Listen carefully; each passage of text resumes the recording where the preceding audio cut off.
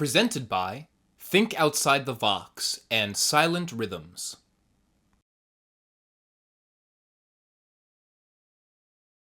Whether it's going to access healthcare, whether it's trying to get a job, whether it's about trying to get an education, whether it's just your day-to-day errands of going to the grocery store or the bank, or just trying to meet with friends. All of the people in this room who are deafblind understand those challenges. It's really important that this community finds a way to connect to society as a whole. How do the arts impact the deafblind community?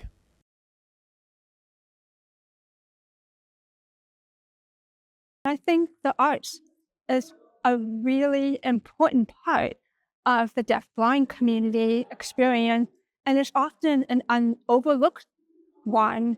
When we access the arts, we're accessing society. When we're accessing society, society will be more open to trying to find ways to include us in all aspects of society. How does the deafblind community communicate? There are those who use close-up sign language. There are those who use tactile sign language, touching into the hands as you sign.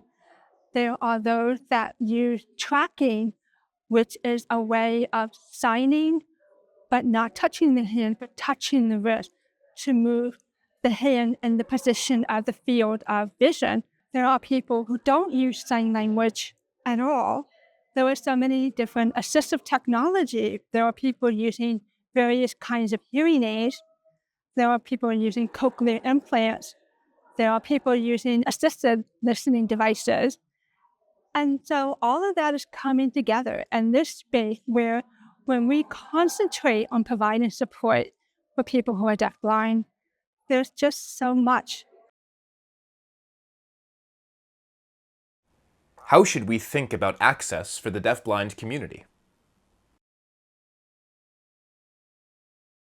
It's important that when thinking about access for people who are deafblind, that it's not just about for people who are deafblind, but working with people who are deafblind before the event, that people who are deafblind are part of decision-making about events that impact them. And it shows when you have someone who is deafblind behind the scenes helping to coordinate access for people who are deafblind.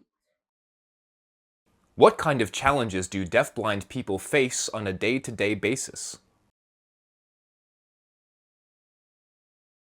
Communication access is the big one. When there are events that are supporting people who are deafblind, we're very much focusing on bringing the deafblind community together. There are many sign language interpreters of all types, but deafblind people are not interested only in events for people who are deafblind. And these places may have a lot of great resources for people who are deaf, people who are blind. But many are often not sure, how do you accommodate people who are deafblind? The other challenge of the deafblind community is it's a very small community. So we often tend to get overlooked just because we are so small. So how do people who are deafblind harness the power of visibility while not being great in numbers? How can community members and organizations better support the deafblind community? I would really love for many community members, community organizations to think about the bigger picture, not thinking about an event that might be accessible simply because they have a sign language interpreter for the entire audience.